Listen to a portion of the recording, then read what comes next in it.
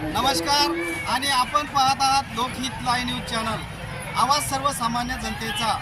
आज आपण उभे आहोत उमरखेड येथील श्री संत काशीगीर व बालकदास मंदिर महाराज मंदिर संस्थान आणि आपण येथे पाहत आहोत गेल्या रविवार दिनांक 8 डिसेंबर पासून 14 तारखेला आज अखंड दत्त नाम सप्ताहाची सांगता होत आहे आणि इथं दत्त जयंतीनिमित्त हा कार्यक्रम घेण्यात आलेला आहे। उमरखेड येथील श्री संत काशीगीर व श्री बालकदास महाराज संस्थान येथे दत्त जयंती अति उत्साहात साजरी।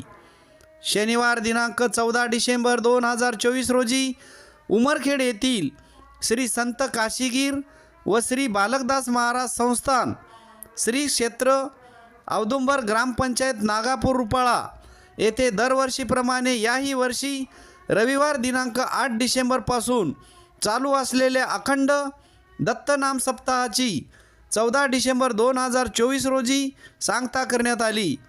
या सप्ताहामध्ये दररोज सकाळ संध्याकाळ अनेक अन्नदात्यांनी अन्नदान केले होते। त्यानिमित्त दत्त जयंतीचे कीर्तनकार ह.भ.प. श्री पांडुरंग महाराज आळंदीकर, मृदुंग वादक श्री रामदास झांबरे, श्री माऊली वारकरी भजनी मंडळ टाकळी, चोपदार श्री पुंजाराम नारायण सूर्यवंशी, या मंदिराचे पुजारी श्री दत्तात्रय पुरी महाराज व सर्व विश्वस्त मंडळ व समस्त भक्तगण यावेळी उमरखेड व रुपाळा येथील महिला पुरुष युवक युवती हजारोच्या संख्येने उपस्थित होते। यावेळी भक्तांची अलोट गर्दी पाहावयास मिळत होती। अखंड दत्तनाम सप्ताह संपल्यानंतर लगेचच महाप्रसादाच्या कार्यक्रमाला सुरुवात करण्यात आली। आपलं या मंदिराबद्दल आपल्याला काय माहिती आहे थोडंसं? संत काशीगीर महाराज हे काशीवरून उमरखेड येथे आले असता त्यांना या ठिकाणी श्री दत्तप्रभू यांचं साक्षात दर्शन झालं, त्यामुळे त्यांनी या ठिकाणी आपला देह त्यागला। त्यानंतर श्रीकृष्ण भक्त बालकदास जवळपास वयाच्या 12 वर्षापर्यंत श्रीकृष्णाची भक्ती करणारे बालकदास यांनासुद्धा या ठिकाणी श्रीकृष्णाचा साक्षात झाला आणि त्यांचीसुद्धा या ठिकाणी काशीगीर महाराजांच्या पायथ्याशी समाधी आहे।